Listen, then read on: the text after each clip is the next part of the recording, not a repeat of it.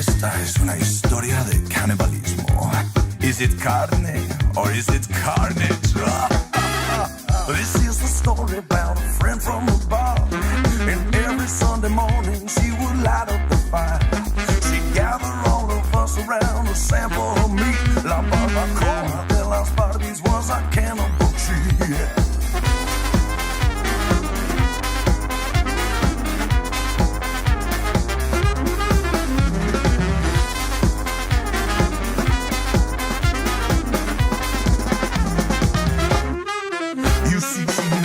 But this is like an Argo. It is an Argo. Oh, it is an Argo. It's a Ray-Ban from the Argo family. Okay. The Ray-Ban was designed after the Argo to heat your house whilst you're cooking and burning your wood.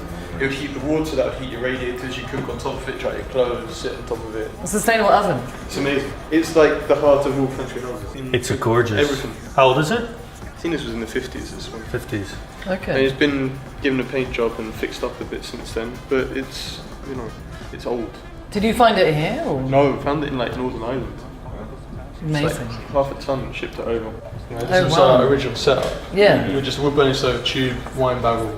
Pretty crude, but worked really well. Yeah. So we wanted to keep the same technique. What most people do when they smoke food is buy a very fancy, you know, electric beep, beep, beep, beep, and then you come back 10 days, 10 hours later, and it's all. I mean, first wood doesn't never taste as good because you burn wood sawdust and you smolder it. When you burn wood at around 400 degrees, you extract all the good flavors from wood. You burn all the good gases. If you do it too soft, you don't extract the best ones. If you burn it too high, it burn it away. So with this, we can control really extract the best flavors of the wood. What type of wood are you using? Are you using oak mostly, or do you use elder? Or We use all kinds of wood, and I'm not going to pretend and say like, oh, hickory and Yeah. all the, you know what people say. Guy, you know, this is the best for this. peat moss and To be honest, it's a bit bullshit, really. Like, Yeah. can I swear? You just did. Oh, okay. Dan is here, so don't worry about it. It'll get dirty later on. So here it's actually orchid, and it's been dried for about 2 years. With this, we direct the smoke into the barrel, into the chamber, or out through the chimney. So No, I you use did the forget chimney that. outside? Yeah, it's smoke. The You see old it smoking? industrial, like 100-year-old? Yeah. Wow, Yeah. beautiful. So we get it going. This way we can really extract the best flavour from the wood by burning it in whole logs. You went to Hoffman, right? Yeah. Which is an amazing school, and I learned a lot. And then after learning the classic ways of cooking, and it's a great way, don't get me wrong, but I wanted to learn about beer making, fermenting, pickling, smoking, Home style. and got into it, and we just, you know, couldn't find anywhere to learn, so we just did it ourselves. And that was with your business partner as well as your wife, but the Austrian guy. He's Tyrolian guy, yeah. He's now up in Pfalzerken, like the best restaurant in, for me, the world, like amazing. And he's like smashing out there, which is great. And before we forget, you have another new project that started last week, no? You're a new father. Congratulations. It travels down through those tubes into the smoker, and because we started smoking on our terrace, we used the direction of the wind to control the airflow, which is not perfect. To create the same system that we did on the terrace, on the rooftop, original rooftop, is the same thing. We have a place we burn the wood and a smoke chamber, but instead the tube doesn't go directly below it, it travels around it, and we don't have wind from the outside to work with. So we have this fan that draws air around the circuit.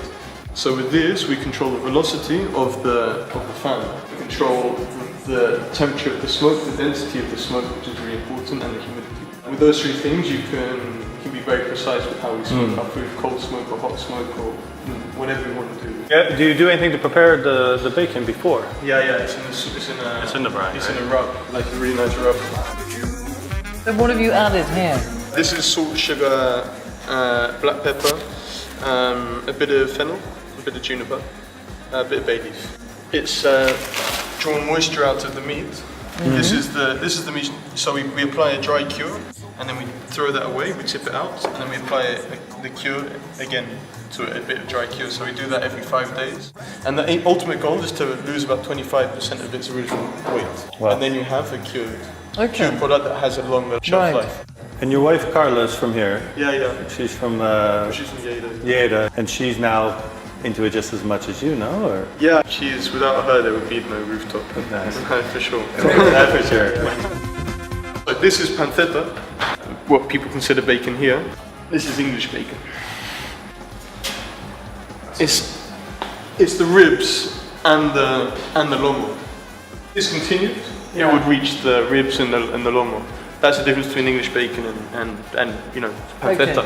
We like to sell to people who really take care of the stuff. So this bacon's actually for churros. They make a really great hamburger, and then they use our smoked bacon in their hamburger. They use picanha in their hamburger. That's the key. It's a Brazilian cut of meat. It's like the rump cap, if you will, of the cow. So they grind that up. This is the most ancient way of preparing conserving food. Because it would be where they'd have a fire, they'd hang their meat up at the top to preserve it for longer. So they do your hunt, but you can't eat all that meat in one go. So it would be a way of preserving. Okay, I'm gonna open to get it. So now you see the... Wow, smell that. So we're gonna cold smoke this bacon. Amazing. And we're gonna do it for about 10 days. So it's gonna go in and out of the smoker. And at the same time it's losing moisture every day. Why do you have to take it out? One is that we smoke around 25 degrees, the bacon, which is a cold smoke, and then you can't leave meat too long at that temperature.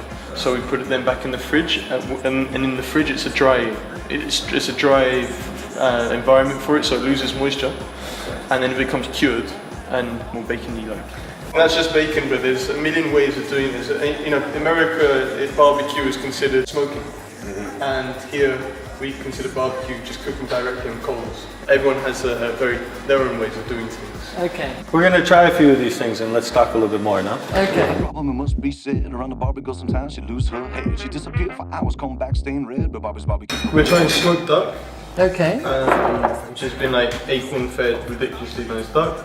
This is some beetroot chutney, but it's nice for the duck. We make our own beer mustard, which is this. Okay. And that goes nice with pastrami. Okay. And then we have some really good cheddar cheese. You get cheddar cheese and then you mix it with Guinness, melt it with Guinness and butter, and then it turns into a roux. Wow. And then you put it on toast and you burn it, and it's just delicious. The important thing is really good cheddar, which we import from Neil's Yard in London. We'll bring it over. The meat, this is Barcelona. This too is a really good area where they eat really well. I always visit the farms before I buy the meat. It's not so important to me the organic stamp, because actually a lot of organic stuff is business run stuff, and it's not actually means it's good quality or ethical. So we try to work with more of a slow food philosophy and take care of local ethical produce. And then we grab some horseradish for the mackerel. Oh, I'm going right there. Wow. The future of smoking? So I've brought out my homemade, let's say home-aged cachaças. Okay. See that color? Gather all of us around a sample of meat. La barbacoa de las Barbies was a cannibal tree.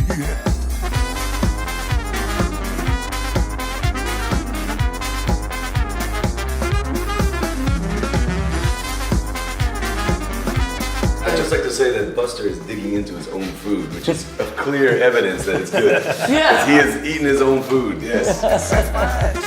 Slinking around the bars and just a giggling all the time. Little dolls of fantasy, just so submissive and fine. But our friend, she had a plan for